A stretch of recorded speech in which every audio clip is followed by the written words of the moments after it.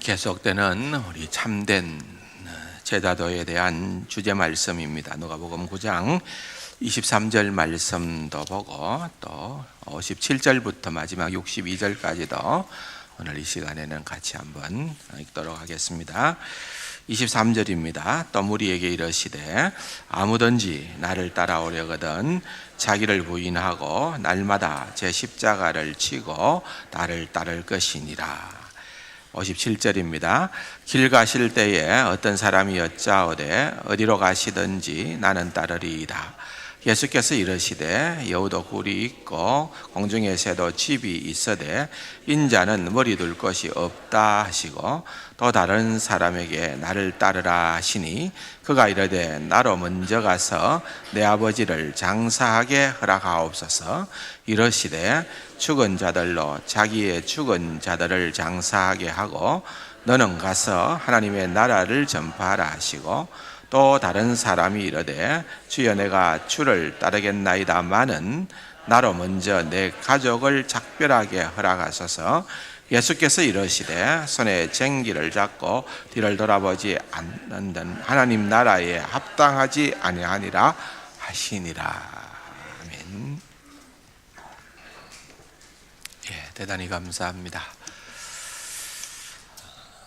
참된 제자도에 대한 부분을 이제 이번 주 다음 주까지만 하고 마치려고 합니다. 이 주제 말씀이 누가복음 9장 23절의 말씀을 우리가 생각을 하지 않습니까? 아무든지 나를 따라오려거든 자기를 부인하고 날마다 제 십자가를 치고 나를 따를 것이니라. 주님을 따르는 일은 사실은 이것은 우리에게 있어서는 마땅한 일이고 사명입니다. 그러나 이 길이 넓은 길이 아니고 분명히 좁은 길입니다. 좁은 문이요 좁은 길로 가는 그 길입니다. 세상 사람들의 가치와 기준과 눈으로 볼 때는 영원토록 매력이 없는 길입니다. 그러나 우리에게 있어서는 이것은 놀라운 영광을 보장받는 그런 최고의 길입니다. 그러므로 사실은 아무든지입니다. 어느 한 사람도 예외가 없이 누구든지 그 말입니다. 예수를 구주로 믿고 또한 삶을 살아가는 사람은 다 제자의 길을 걸어야 된다는 겁니다. 이거는 우리에게 있어서 선택 사항이 아니고 우리에게 있어서는 필수 사항이라는 말씀입니다. 뿐만 아니라 이것은 그냥 단순한 명령어로 끝나는 것이 아니고 최고의 삶으로 우리를 초대해 주시는 주님의 초청장이다라는 사실도 우리는 생각해 보았습니다. 큰 파티에 우리가 초청을 받으면 설레입니다. 대통령 취임식에 우리가 초청을 받으면 설레입니다. 그러나 하나님께서 하나님의 귀한 사역을 나와 더불어 너희들이 하자 이렇게 우리를 부르시고 초청하시는 이러한 부르심은 최고의 부르심이라는 겁니다. 그 길을 걸어보지 않은 자는, 그 맛을 맛보지 않은 자는 결코 알 수 없는 비밀의 길입니다. 그 길을 걸어본 사람은 그 무엇과도 바꿀 수 없는, 이 땅 위에서 우리의 생명하고도 바꾸지 아니하는 그런 최고의 가치를 지닌 그 길을 걸어갈 수 있도록끔 하나님께서는 우리를 초대하고 계시는 겁니다.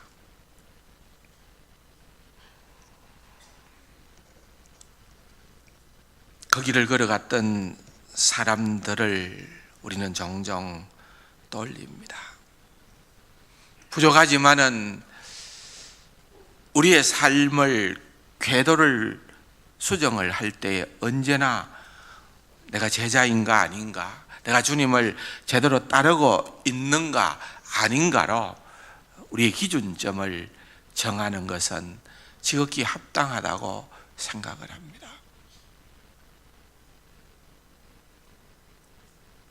제가 와서는 아닙니다만 그전에 우리 세강교회에서 많은 섬김을 하셨던 장로님이 계십니다.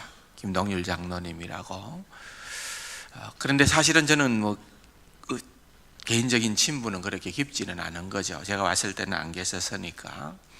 도마게티 선교지를 방문했을 때에 만나게 되어졌고, 또 계속해서 이제 신앙 안에서 교제를 나누다 보니까 자주 만날 수 있는 것은 아니지만은 그래도 장로님께서 거의 매일같이 제게 카톡으로 하나님 말씀도 주시고 좋은 겉면의 그런 내용들을 가지고 보내주세요. 제가 고마우니까 저도 또 제가 할 수 있는 그런 내용을 전해주는데, 이번에는 이제 그런 것을 좀 제가 보내드렸어요. 야, 장로님, 우리의 인생이, 장로님은 저보다 훨씬 연배시니까 저를 위시해서 장로님도 우리의 인생이 이제는 이제 마지막을 향해서 가고 있다고 보면은 가지치기를 잘해야 될 것 같다. 가지치기를. 젊었을 때는 혈기도 있고 또 할 만한 그런 일들도 많고 하고 싶은 일도 많아서 막 산만하게 이것저것 늘여놓았지만은 이제는 그럴 때가 아니라 좀 정리정돈할 때가 안 되었습니까? 목표와 방향성을 한 군데다가 두고 가야 되지 않겠습니까? 가지를 잘 치는 남은 우리의 인생이 되면은 참 좋겠습니다 하는 중심으로 제가 그렇게 보내었어요. 그렇게 한 배경에는 어제 우리 KPM 선교사 가운데 한 분이었습니다. 홍경미 선교사님이 50세, 우리 한국 나이로 53세 나이로 하나님의 부름을 받았습니다. 뇌막염으로 고생을 하시다가 의식을 잃고 이제 계속 이제 병원에서 그렇게 있었는데 하나님의 부름을 받았습니다. 50대 초반이잖아요. 50대 초반. 요즘처럼 장수시대라고 얘기를 하는 이 시대에 50대 초반의 나이로 그렇게 하나님의 부름을 받았다 생각을 하니까 그 생각이 예사롭지가 않는 거예요.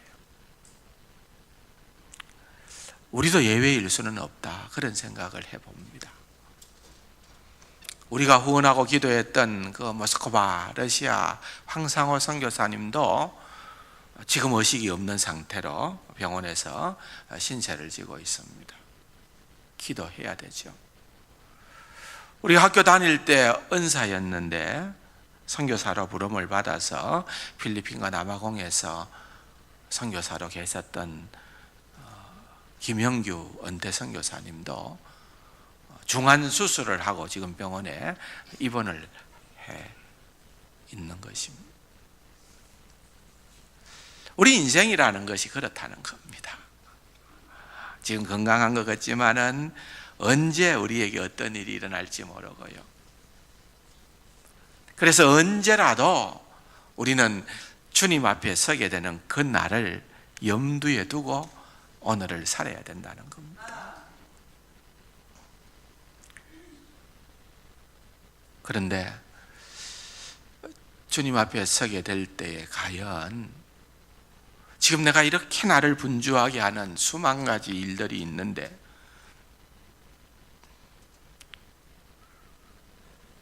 과연 주님 앞에 서게 되는 그 순간에 그것이 어떤 의미를 가질까? 지금 내게 소중하고 최우선 순위가 있고 가장 중요하다고 생각하는 그런 것들이 과연 내가 주님 앞에 설 그 순간에도 동일한 위치를 차지하고 있을까? 여러분, 우리는 한번 생각해 봐야 되지 않을까요? 가지치기를 잘하는 인생이 되어야 되지 않느냐, 그것입니다. 주님께서 우리를 불러주셨습니다. 로마서 8장 29절에 보면은 하나님이 미리 아신 자들로 또한 그 아들의 형상을 본받게 하기 위하여 미리 정하셨으니 이는 그로 많은 형제 중에서 맏아들이 되게 하려 하심이라. 하나님께서 우리를 구원하신 이유가 분명한데 그것은 우리 주 예수 그리스도의 형상을 본받기 위해서다. 주님을 따르는 것이 제자의 길인데 주님을 따른다는 것이 뭡니까? 말씀을 통하여 주님을 점점 닮아가는 것을 의미하는 것입니다. 크리스찬이다, 그리스도인이다. 어떤 한 분이 그 동네의 아이들에게 질문을 했대요. 너희는 나를 어떻게 부르느냐? 생각해 보면은 듣고 싶은 대답이 있었는데 그것은 크리스찬이었습니다. 그리스도인이었어요. 그리스도인이라고 하는 그 말의 의미는 닮았다는 거 아닙니까? 주님 작은 예수다, 그 말 아니겠습니까? 그런데 그 말을 들을 수가 없는 거예요. 아이들이 답변하기로는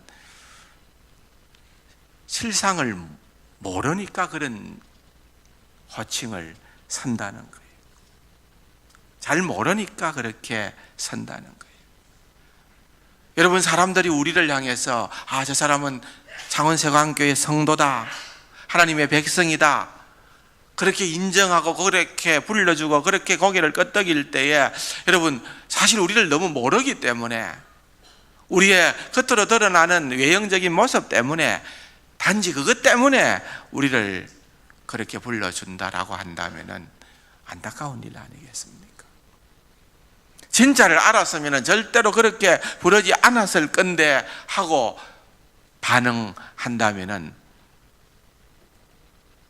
얼마나 당혹스러운 일이겠습니까? 갈라디아서 4장 19절에도 보면은 나의 자녀들아 너희 속에 그리스도의 형상을 이루기까지 다시 너희를 위하여 해산하는 수고를 한다 그랬습니다. 주님 닮았다. 안 믿는 사람이, 모르는 사람이 어느 날 우리를 바라보면서 당신 예수 믿는 사람입니까?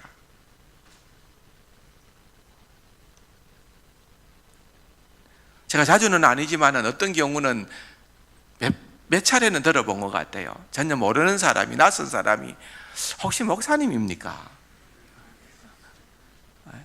그런 얘기를 제가 몇 번은 들어봤어요. 그런데 모르는 사람이 그렇게 얘기를 하니까 기분이 좋더라고요. 이 사람이 뭔지는 모르지만 그래서 제가 교인이세요? 불교 신자라는 거예요. 교인이 아니에요.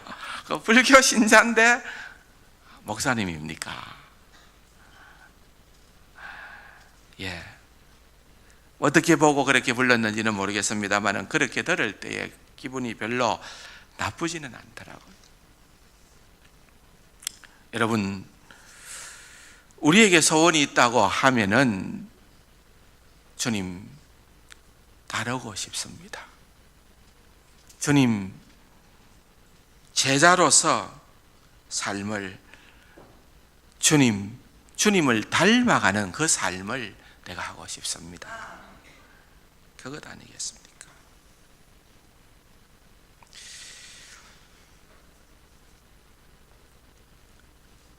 미국에서 지금도 그렇습니다만 과거부터 지금까지 전 세계에 선교사를 제일 많이 파송한 나라가 미국 아닙니까? 그러나 최초의 해외 파송 선교사였던 아도니람 저더슨은 그가 24세 앤 저더슨 그의 아내와 더불어서 버마, 지금 미얀마지요. 미얀마 선교사로 가기로 그렇게 작정을 합니다. 물론 그 당시에 해외로 나가서 그렇게 선교를 한다는 것이 최초니까 이게 그렇게 쉬운 일이 아니고요. 또한 어떤 어려움과 어떤 고난이 닥쳐올는지는 알 수 없는 그런 상황이었습니다. 그때는 아직 결혼을 하지 아니하고 사실은요, 사귐을 하고 있을 때에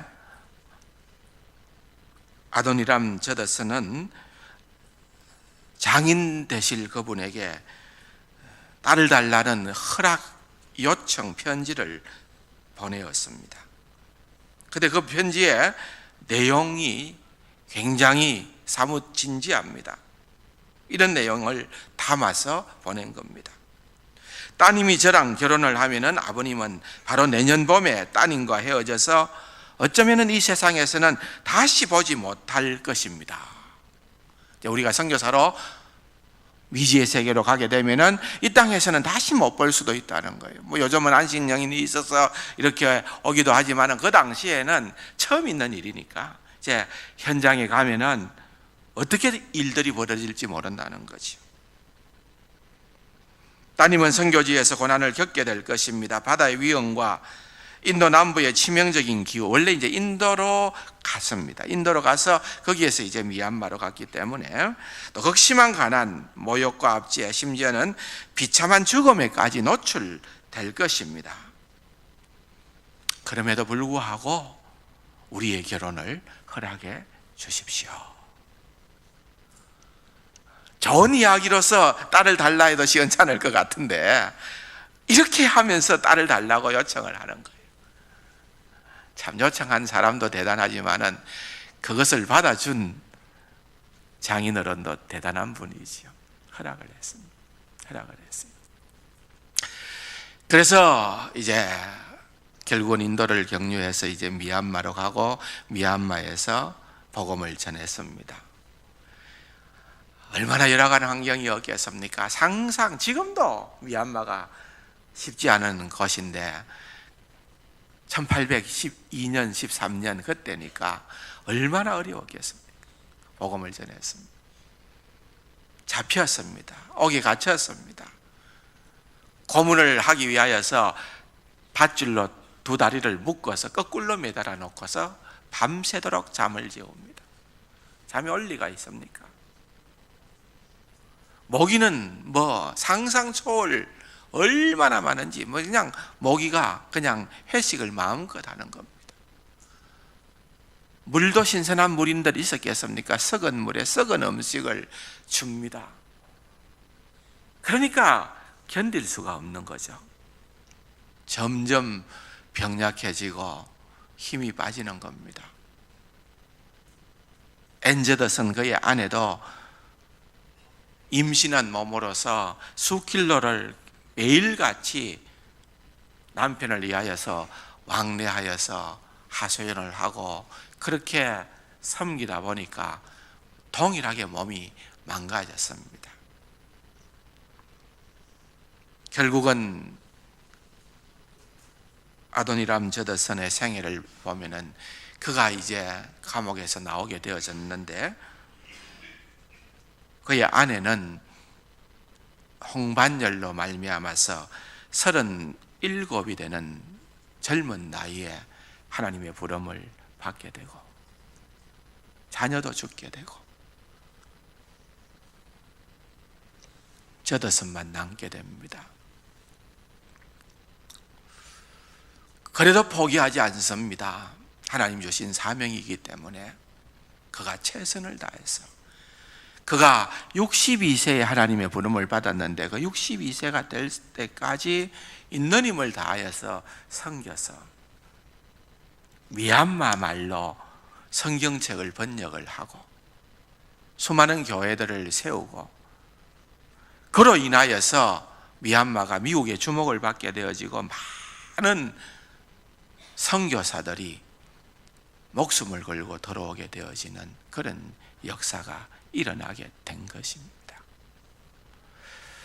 여러분, 오늘 본문의 57절의 말씀은요, 주님께서 이렇게 얘기하시는 겁니다. 길 가실 때에 어떤 사람이 여짜오되 어디로 가시든지 나는 따르겠습니다.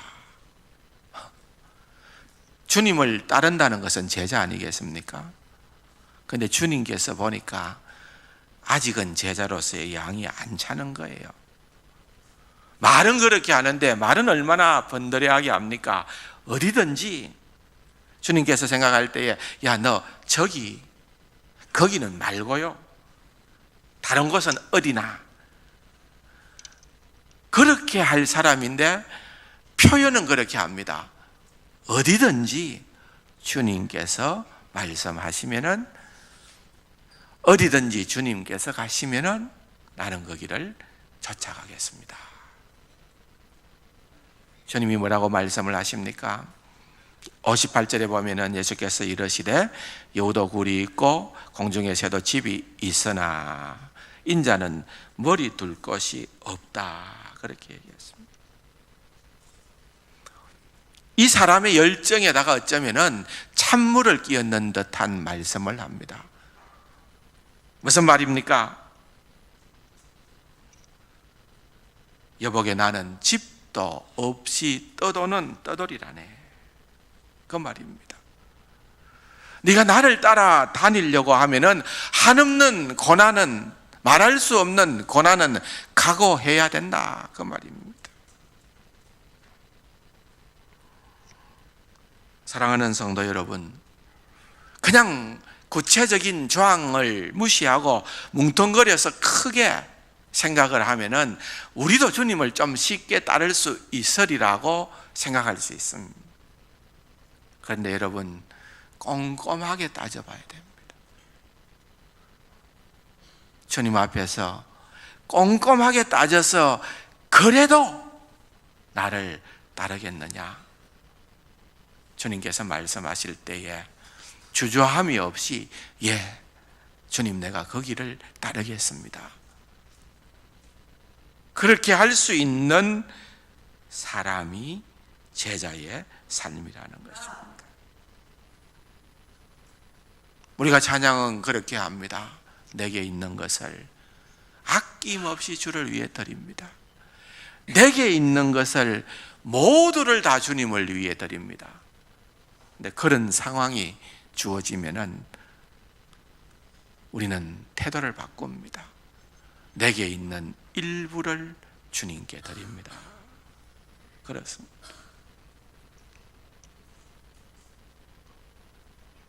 내가 어디든지 주님을 따르겠습니다. 그런데 거기는 말고 이게 있습니다. 내가 주님을 내 인생의 주인으로 모시겠습니다. 그런데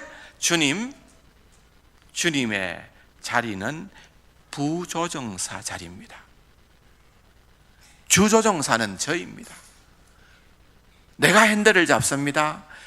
내가 가는데 내가 부족한 부분이나 나의 실력 없음을 아니까 곁에서 그냥 나의 부족한 부분을 채워만 주십시오. 여러분, 그렇게 하지는 않습니까? 어디든지 주님 따르겠습니다. 그런데 집에서는 말고요. 여러분, 밖에서는 열심으로 믿는 사람처럼 행동하다가도 문 열고 집에 들어가는 그 순간에 주님은 차고에다가 홀로 남겨두고 가는 수가 있습니다. 또 어떤 분들은 반대입니다. 집에서는 그리스도인인 것 같은데, 제자인 것 같은데 직장에 가서는 9시 출근, 6시 퇴근. 이 시간 주님 조수석에 앉아 계십시오. 주님, 나는 이 시간은 표시 안 내겠습니다. 지혜롭게 살겠습니다. 그것이 안 믿는 사람을 향한 배려입니다. 내가 주님이 없어야 어느 정도 사업 수완도 지혜롭게 발휘할 수가 있습니다. 주님이 안 계셔야 나는 내 야망을 어느 정도 채울 수가 있습니다. 여러분, 이것은 제자의 삶이 아니라는 것입니다.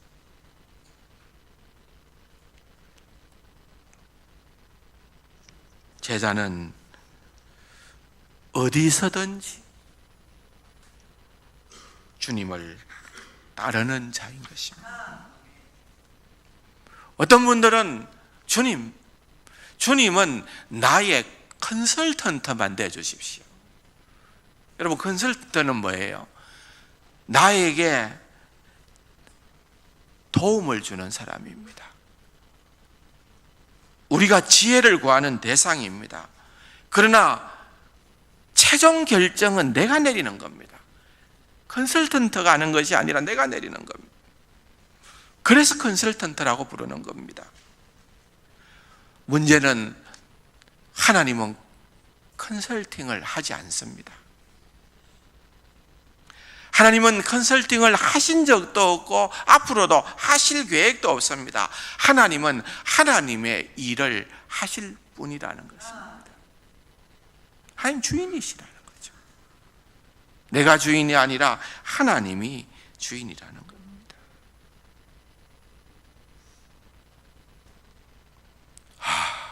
그렇게 살면은 인생이 재미가 없어서 어쩌나, 그렇게 살면은 두려워서 어쩌나. 여러분, 혹시라도 나는 제자의 삶을 살기는 사는데 주님께서 이것만은 안 건드려주면 좋겠다,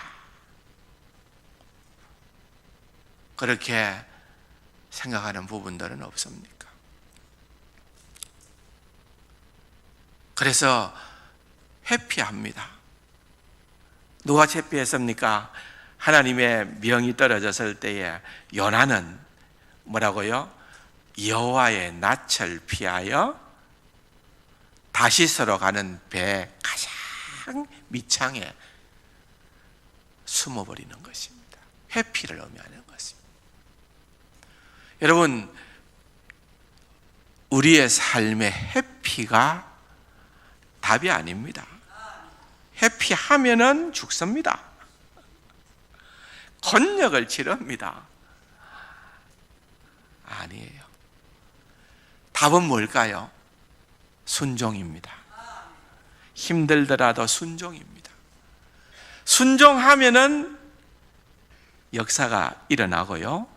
순종하면은 하나님의 살아계심을, 하나님의 위대하심을 경험하게 되는 것입니다. 그것입니다. 그러므로 여러분, 각자에게 한번 질문을 던져보십시오. 내가 예수님을 따르기 위해서, 각자에게 다른 숙제가 있을 거예요. 갈로 열고 내가 포기해야 되는 것들, 나는 이거는 포기해. 어떤 분은 돈일 수 있습니다. 어떤 분은 쾌락일 수 있습니다. 어떤 분은 건강일 수 있습니다. 명예일 수 있습니다. 자식일 수 있습니다. 여러분, 여러분들이 그걸 움켜잡고서 제자의 길로 갈 수 있는 방법은 없다는 거예요. 주님을 따르기 위해 나는 이걸 포기했다.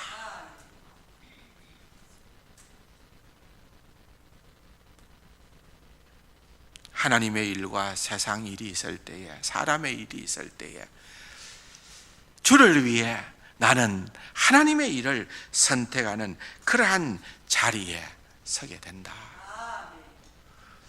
여러분, 세상은요, 큰 원리가 돌아가고 있는데 그것은 자기 자신을 위해서 살아라는 거예요. 혼다 회사의 계열사죠. 세계적인 그런 어떤 자동차 회사, 미국, 일본의 혼다 계열의 사운이 있는데 그 사운은 네 자신을 위해서 일하라는 사운이 있답니다. 다시 말하면 네가 회사를 위해서 일한다고 생각하지 말고 네가 지금 일하는 것은 네 자신을 위해서 일한다. 그게 사운이래요. 자신을 위해서 일하는 거니까 재미도 있다는 겁니다. 신이 난다는 겁니다. 잘 된다는 것입니다. 그런데 여러분, 문제는 자기를 위하여 사는 사람은 자기 십자가를 질 수가 없습니다. 여러분, 우리는 세상적인 삶의 방식대로 살아가는 자들이 아니라 하나님의 말씀대로, 하나님의 원리대로 살아가는 자들이라는 것입니다. 우리는 자기를 위하는 것이 아니라 9장 23절에 보면은 한번 따라 합시다. 자기를 부인하고 자기 십자가를 지고. 부인한다. 자기 십자가가 다 다르겠죠. 여러분 옆에 보고 다른 분들 생각하고 저분 십자가 같으면 나도 질만한데, 그래 생각하십니까? 네? 어떤 사람이요, 십자가 너무 힘들어요. 그래서 깨가 나서요, 좀 잘라야 되겠다, 좀 가볍게 해야 되겠다. 가볍게 해서 딱 집어보니까 질만하거든요. 근데 잠시 뒤에 되니까 또 그것도 또 힘들거든요. 또 잘랐어요. 야, 참 내가 지혜롭다. 내가 이렇게 지혜로운 사람인 줄 나도 몰랐다. 예전에 몰랐다. 그런데 요단강 앞에 딱 도착한 거 있죠. 근데 요단강에는 건너야 되는데 다리가 없고 그 다리 대신에 자기 십자가를 걸치고 건너가야 돼요. 다른 사람들은 자기가 진 십자가를 탁 펼치니까 다리가 되어서 쑥쑥 건너는데 이 사람은 하도 많이 잘라니까 십자가가 다리가 안 되는 거예요. 여러분, 그렇습니다. 괜찮은 것 같은데, 지혜로운 것 같은데, 내가 훨씬 더 잘하는 것 같은데, 여러분, 진짜 잘하는 것은 있는 그대로 순종하는 것입니다. 여러분, 어차피 십자가는 우리 힘으로 지는 게 아닙니다.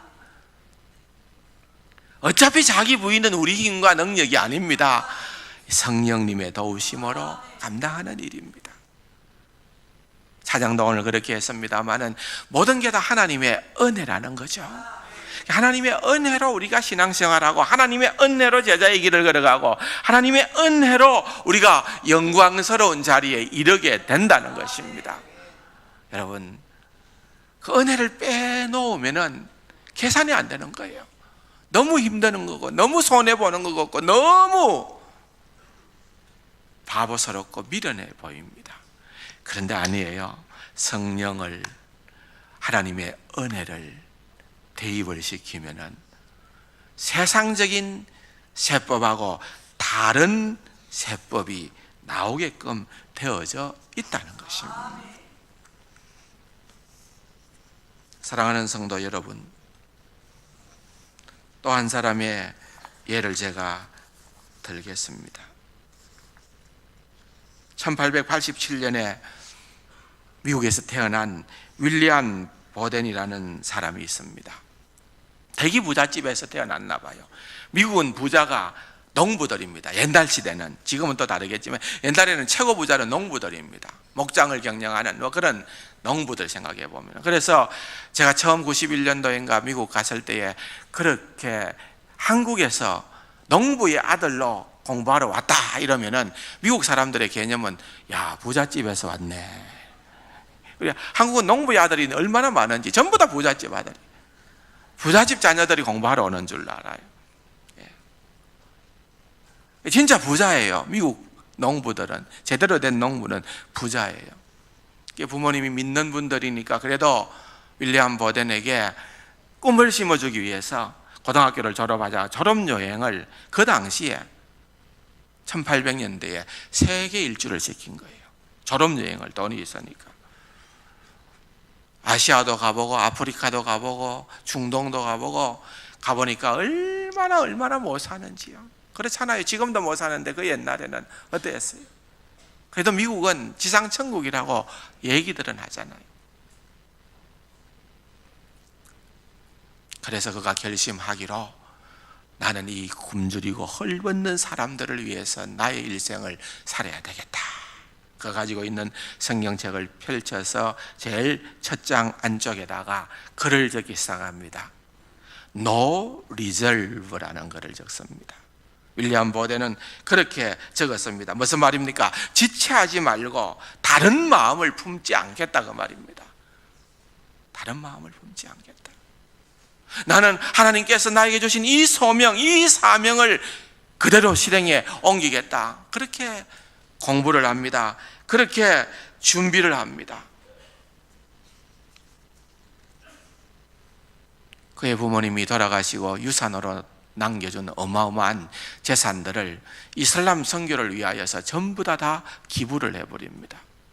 그리고 난 다음에 그 자신도 이집트 선교사로 이슬람 선교를 위하여서 헌신을 합니다. 주변에서 만류를 합니다. 왜 하필이면 그곳에 가서 사서 고생을 하느냐? 수근거리는 소리가 들립니다. 마음이 약해지지 않도록 하기 위해서 또 그가 가진 성경책을 펴었습니다. 글을 집어넣었습니다. No retreat. 물러서지 않겠다는 말입니다. 후퇴하지 않겠다는 겁니다. 어떤 어려움이 있더라도, 어떤 난관이 있더라도, 어떤 장애물이 있더라도 나는 끝까지 이 길을 가겠다는 겁니다. 복음을 전했습니다. 열정적으로 전했습니다. 이집트에서 사역한 지 넉 달이 채 지나지 않아서 뇌망염에 걸리고 그런 어려운 상황 가운데에서 한 달 만에 세상을 떠나게 됩니다. 주변에 그를 알고 있었던 사람들이 수군거리기를 시작합니다. 하나님의 뜻이 아니었던 게야. 헛된 일을 하였군. 그런데 보더니 그가 죽기 전에 죽어가면서 성경 표지 안쪽에 마지막으로 한마디를 더 남겼습니다. 그게 뭔가 하면은 No regret. 지난달에 No regret. 후회하지 않습니다. 후회하지 않는다는 말. 여러분, 예수님을 위하여 주님을 따르는 삶, 제자의 삶, 십자가를 지는 삶, 주를 위하여 올리라는 그 생애는 아무리 짧은 생애라 하더라도 결코 후회함이 없는 생애였다는 겁니다. 여러분, 우리가 이 땅에 살아가면서 얼마나 긴 삶을 살아가기를 원합니까? 오늘 우리가 읽어본 본문에 얼마나 구실이 될 만한 합당한 이유가 많이 있습니까? 59절에 보면 또 다른 사람에게 나를 따르라 하시니 그가 이르되 나로 먼저 가서 내 아버지를 장사하게 허락하소서. 얼마나 합당한 이유입니까? 60절에 보면 61절에 또 다른 사람이 이르되 주여 내가 주를 따르겠나이다 많은 나로 먼저 내 가족과 작별하게 하소서. 작별 인사라도 하고 주님을 따르는 것이 맞지 않습니까? 얼마나 당연한 이야기입니까? 그런데 여러분, 때로는 주님께서 이 모든 것보다도 긴급하게, 모든 것보다도 더 우선순위에, 모든 것보다도 제일 중요한 것에 너의 중심이 제대로 서 있느냐를 물으시는 것입니다. 하나님의 제자는요, 하나님 퍼스트예요. 하나님 먼저예요. 하나님이 2번, 3번, 4번이 아니라 하나님 1번이고 하나님이 먼저고 그 다음 나머지가 위치하는 거예요. 그게 제자예요. 그런 삶을 하나님께서 우리에게 원하시는, 그런 삶을 살 때에 진짜 행복한, 살려고 하는 자는 죽을 것이요 죽으려고 하는 자는 살게 되어지는,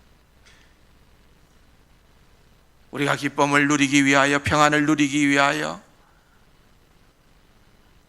인간적인 몸부림을 아무리 쳐도 여러분 거기에 소망이 있는 것이 아니라 내가 제자로서의 삶을 살아갈 때에 주께서 우리에게 세상이 감당할 수 없는 그런 기쁨과 평안과 놀라운 힘을 더하여 주심을 경험할 수 있는 귀하고 복된 우리 세간 가족들이 되기를 주님의 이름으로 간절히 축원합니다.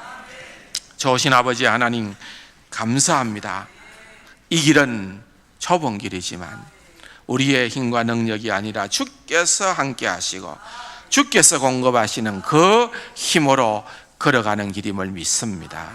하나님, 이 길을 걸어서 우리가 누릴 수 있는 최고의 기쁨과 평안을 누리고 증거하는 귀하고 복된 우리 세간 가족들 되게 하여 주옵소서. 예수님의 이름으로 감사 기도드립니다. 아멘.